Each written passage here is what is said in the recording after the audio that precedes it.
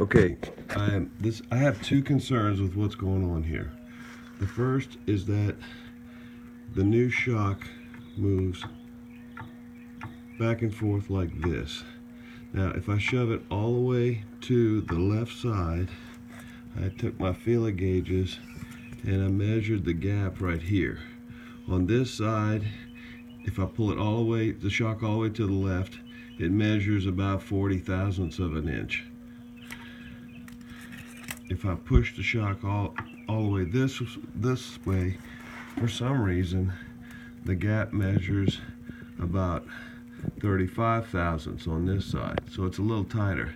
This is the side with the larger shoulder on it, you know, for the bolt that goes into the larger hole on this side of the clevis. Nonetheless, what I'm measuring on the gap is below that shoulder, so I'm not really sure why that is, but regardless, it's 35 to 40 thousandths is the gap, the total gap. The other thing I'm concerned about is if I take a board and I pry on the rear wheel, I have some movement. I have some movement in my play in my swing arm.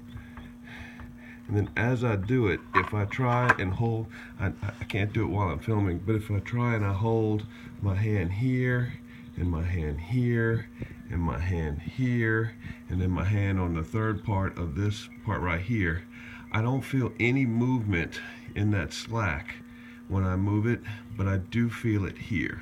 And it's moving up and down, up and down. And how much it's moving, I can't say. So my concern is that, as I had posted earlier, I've tightened the torque down on this to 45 foot-pounds, which is supposed to be 29. And so, but nonetheless, there's a bushing that goes inside of the bearing of this piece, and that bushing is where this bolt goes through and clamps, tightens on. So to me, the width of that bushing is driving how tight I can make this to prevent that up and down. And so I don't think torquing it down makes any difference. It's only going to go to the width of that bushing. I'm not going to collapse this clevis.